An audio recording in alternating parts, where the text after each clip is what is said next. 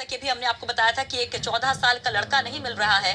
सबना गांव से लापता हो गया है, 3 दिन हो गए हैं, उसका कोई अता पता नहीं है। और इस खबर पर अपडेट के साथ हमारे सहयोगी दीपक जुड़ गए हैं। दीपक, क्या स्थिति है? और जैसा कि अभी हमने कुछ देर पहले बात भी की थी कि कई गांव ऐसे हैं जिनसे संपर्क इस कदर टूट गया है कि वहां पर कोई राहत सामग्री तक नहीं पहुंच पा रही है। मौसम की मार ज्यादा पड़ रही है। मौसम विभाग क्या कहता है, कब तक की स्थिति रहेगी? जा रहे हैं। देखिए सुषमा, लगातार यहाँ पर बारिश हो रही है और बारिश के कारण हालात बिगड़ रहे हैं। और हालात बिगड़ने का यही कारण है कि जगह जगह अतिक्रमण होने के कारण जो पानी है सीधा अब नदियों से उफान पर आ चुकी है और नदी उफान आने के कारण सारे रास्ते कट चुके हैं। लोगों का आवागमन बंद हो चुका है। एक गांव से दूसरे गांव लोग जा नहीं सकते हैं। लोगों को यहाँ पे मदद के लिए पुलिस का अमला यहाँ पर लगाया गया है, जिससे कि वो पैदल पैदल उनको सुरक्षित एक गांव से दूसरे गांव पहुंचाया जा सके। लेकिन कई ब्रिज ऐसे हैं वो टूट चुके हैं, पुलियाएं टूट चुकी है, लोगों की राशन सामग्री खत्म हो चुकी है।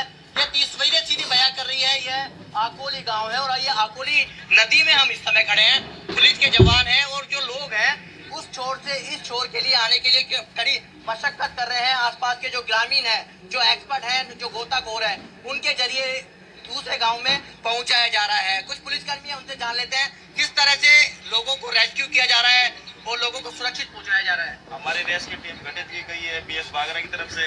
हम इनकी मदद के लिए लगे हुए हैं। जैसे भी रस्से की जरूरत पड़ती है तो रस्से की सहायता से हम बागरा से आकुली क्रॉस करवाते हैं। और जो भी खाद्य सामग्री है वगैरह, जो भी इनके सहयोग के लिए जो भी मेहनत है, हम दिन रात लगे हुए हैं 7 दिन से यही काम करते हैं। रेस्क्यू टीम की सहायता से हम एक गांव से दूसरे गांव पार करवाते हैं। रोड बिल्कुल क्षतिग्रस्त हो चुका है और पानी का बहाव इतना तेज है कि अगर अकेला आदमी जाएगा तो वो पानी में बह जाएगा। पानी में बह जाएगा। रिस्क नहीं लेनी चाहिए, लगातार अपील कर रहे हैं। देखिए ये महिला है, देखो किस तरह से उस गांव में जाने के लिए जितेश हमारे कैमरामैन बताएंगे तस्वीरें, किस तरह से लोग पलायन करने लगे अपने सामान को ले जाने के लिए, सुरक्षित स्थानों पर पहुंचाने के लिए।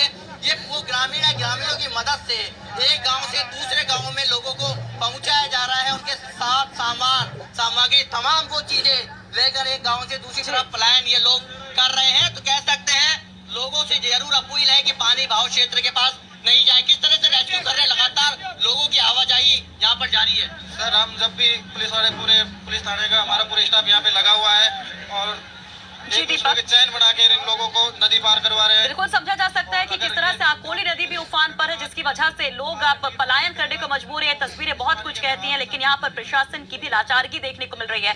बहुत बहुत शुक्रिया दीपक।